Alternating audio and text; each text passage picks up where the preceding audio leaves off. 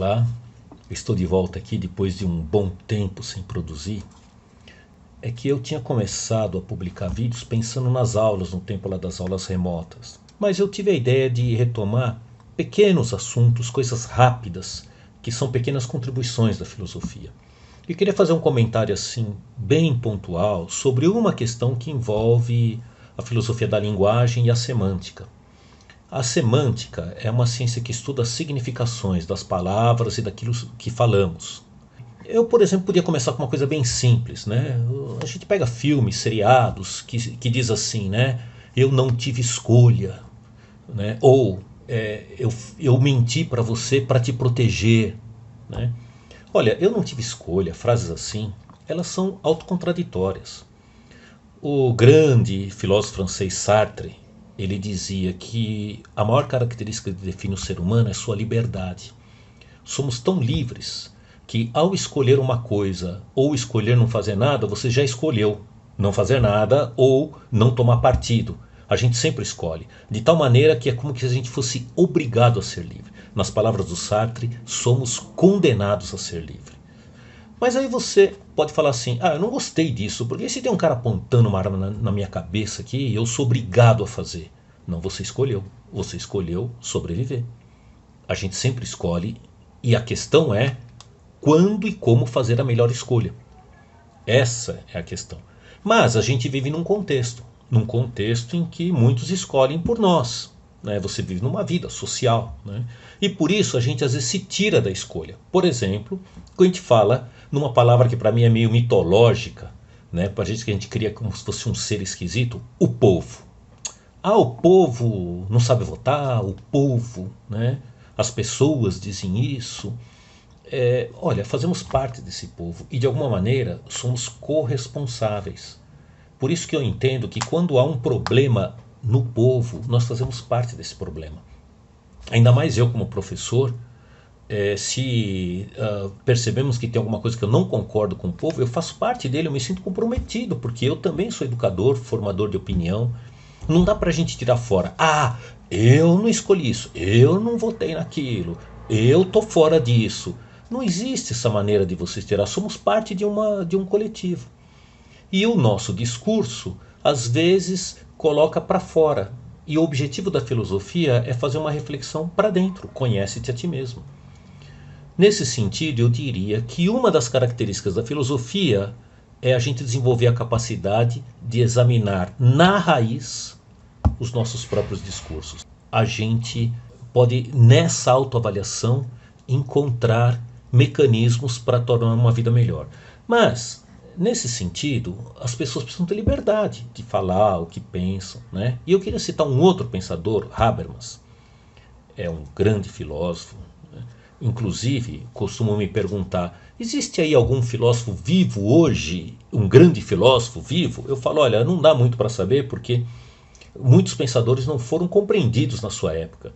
Mas se eu ouso chutar eu chutaria esse Habermas, filósofo alemão, que ele vem de uma tradição de uma escola chamada Escola de Frankfurt.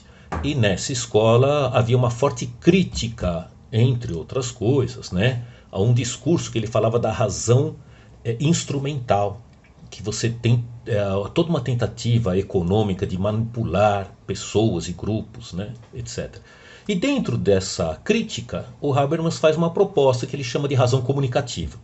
E lá, num dos detalhes de muitas coisas que ele fala, ele diz, olha, todo sujeito capaz de agir e de falar tem o direito a participar do discurso. Isto é, tem o direito de falar e de ser ouvido. E mais, se ele tem o direito de falar, ele tem o direito de problematizar, discutir, expressar suas opiniões, seus desejos. E mais, ninguém pode impedir ele de fazer isso. É um direito dele. Muito bonito. Mas daí derivam problemas que ele mesmo entendia isso. Por exemplo, todo mundo tem o direito de falar, né? Tem. E as crianças? Elas têm o direito? Mas a criança não sabe ainda. Então ela não é um sujeito capaz de agir, de pensar e de falar. Ela tem o direito e nós temos o dever de ouvi-la. E os doentes mentais? Mas eles são doentes mentais. Têm o direito de serem ouvidos. Sim, podemos aprender com eles. Aliás, É uma discussão velha na filosofia se existe mesmo doença mental ou se existe um padrão dentro do qual pessoas são consideradas normais. Então, nesse sentido, somos todos loucos de alguma maneira. Eu concordo mais com essa linha. Mas tem um outro problema, que seria o seguinte: então a pessoa pode falar o que quiser. E quando a fala é destruidora?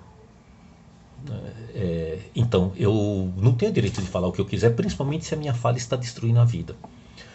Karl Popper, um outro pensador, ele é austríaco de origem, mas ele viveu na Inglaterra, inclusive é Sir Karl Popper.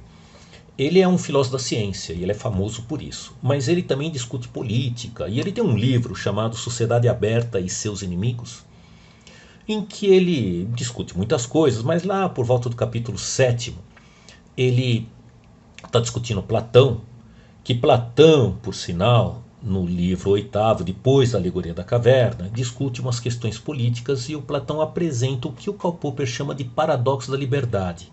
Isto é, nós somos livres e temos o direito a falar, a pensar, a democracia, né? Somos livres. Mas a nossa liberdade faz besteira e tem uma hora que a gente precisa de alguém que faça coação. Por isso que existem sistemas de governo, sistemas jurídicos. Então Platão já tinha colocado esse problema que, aliás, Platão tem sérias críticas à democracia, quando uma democracia ela não é pensada, ela age de maneiras equivocadas. Muitas más decisões foram tomadas democraticamente. No caso de Platão, Sócrates foi condenado à morte democraticamente. Jesus também foi condenado à morte por aclamação. Então a democracia pode ser um problema, ela merece sofrer críticas. E o Karl Popper acrescenta, numa nota de rodapé, um paradoxo que ele mesmo acrescenta à cabeça dele, e ele colocou no rodapé dando a entender que não era muito importante, mas a comunidade acadêmica achou muito interessante, que ele chama de paradoxo da tolerância. Ou seja, se eu sou tolerante com o intolerante, eu estou destruindo a tolerância. Então veja os problemas que nós temos. Então qual é o objetivo dessa conversa?